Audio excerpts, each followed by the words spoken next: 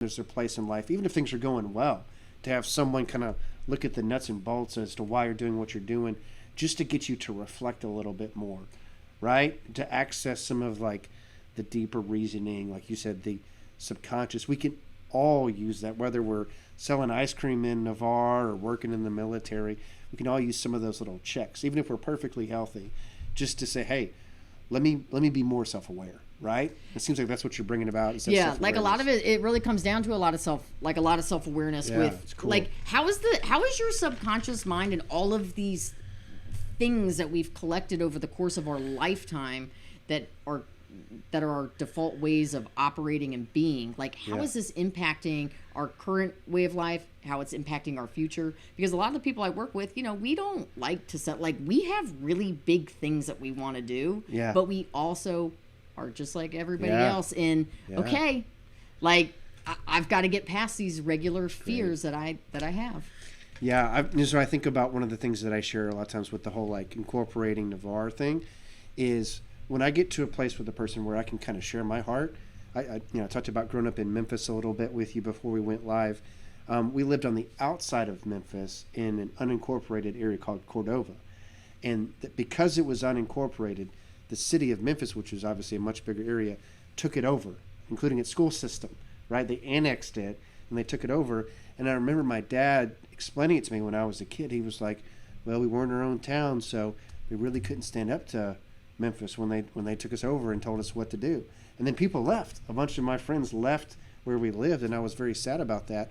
And that still is a huge part of why I see, because I see Navarre now and, generating a lot of tourism revenue and taxes and all this stuff. And then I see the big county kind of making the decisions, and I still feel some of that stuff from my childhood.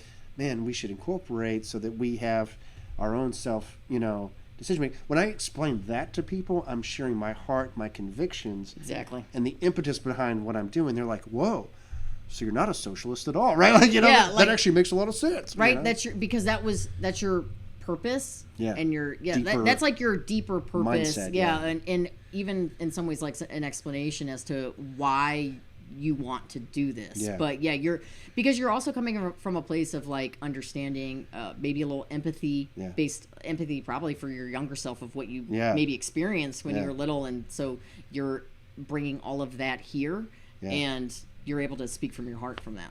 And then for you, like just what I picked up from doing this show, thinking about like being this gymnast who was extremely good at what you did, having to pick up your family and then plant here.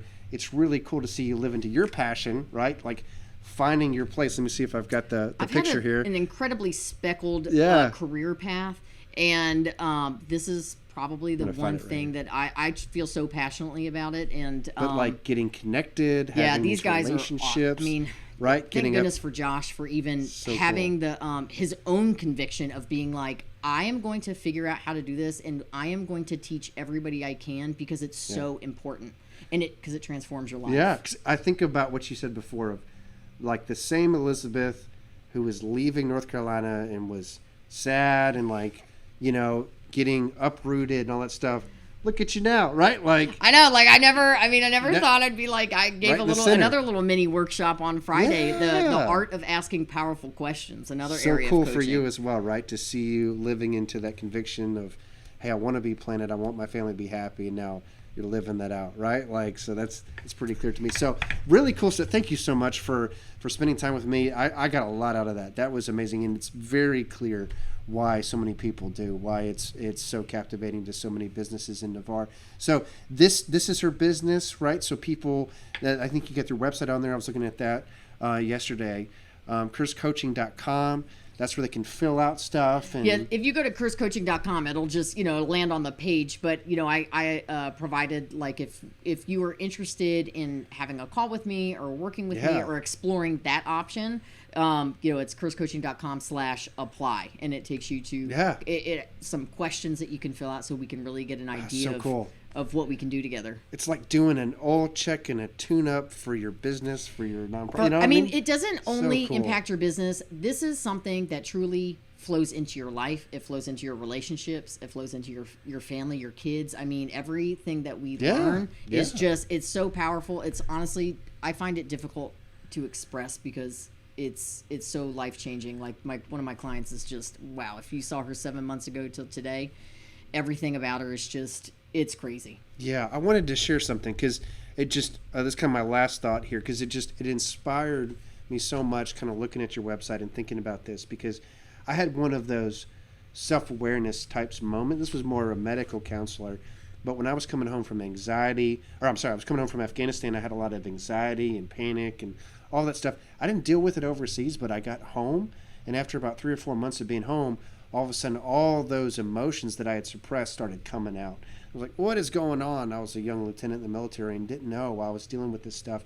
And I had someone do that for me as they kind of opened up the hood and they said, what are you feeling and why? What's your mindset? And my mindset at the time was purely reactive, like you were talking about at the beginning. It was purely like anxiety is consuming me. And I wrote this down before we started because I remember feeling that way of just I'm being consumed.